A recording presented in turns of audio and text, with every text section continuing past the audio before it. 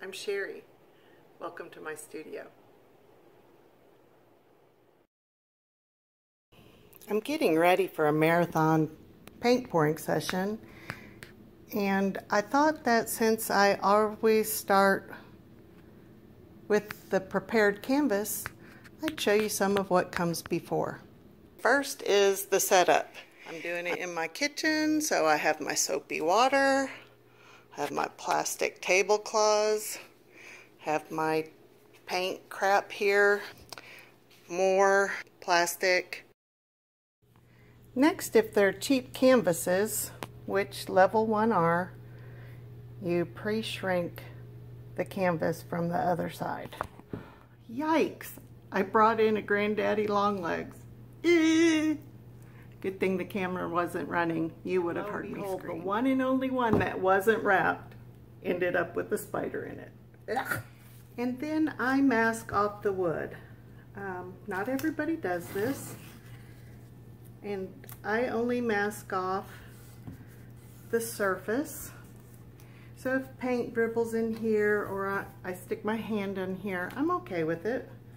But I do this because I just like the neat look, or should I say the somewhat neat look.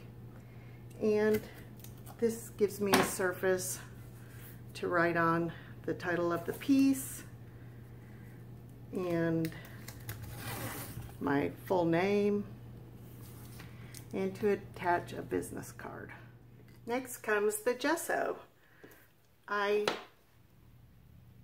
don't always put on gesso, but I either put on gesso or paint on my good canvases.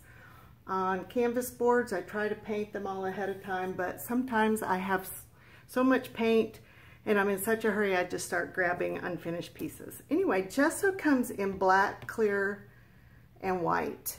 I think there's a gray out there, but I've never seen it, but you could easily make a gray by combining the white and the black. What I'm gonna do today is, this is my 70s kitchen, and then I tried something on top of it, and it was so ugly I don't think I even uploaded the video. But I do like this color for what I'm gonna do next. So I'm gonna just use clear gesso. And what gesso is a primer. You can make acrylic paint stick to almost anything if you have a good coat of gesso on. If it's metal, I would sand then put gesso. So I'm going to use clear, and I'm going to cover the top. I did sand this. I don't know if I said that already. This video could get really long and really boring. Woo! Splattered.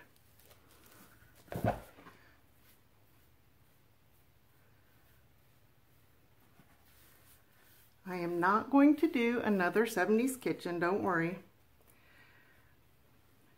But I am going to use buff and copper in my background.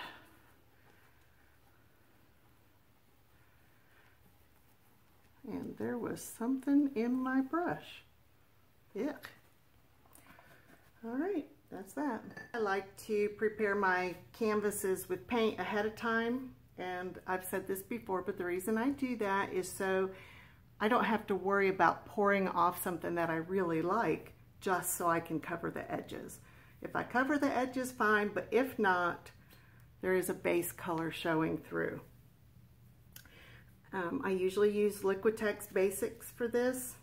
If you're going to do this, you have to kind of have a little plan ahead. And since I have in my brain ideas for 2,800 different pours, that having a plan thing is no biggie.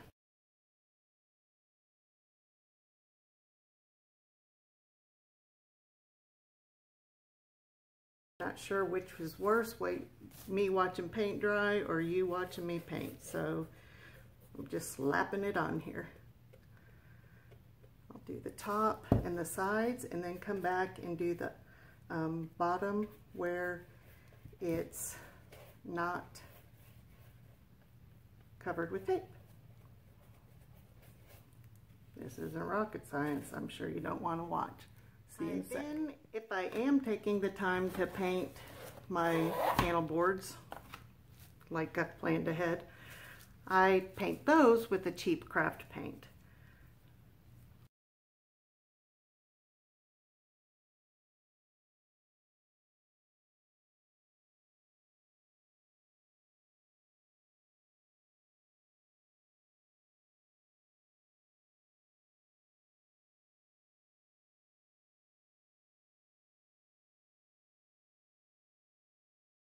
This is really the color I wanted that, but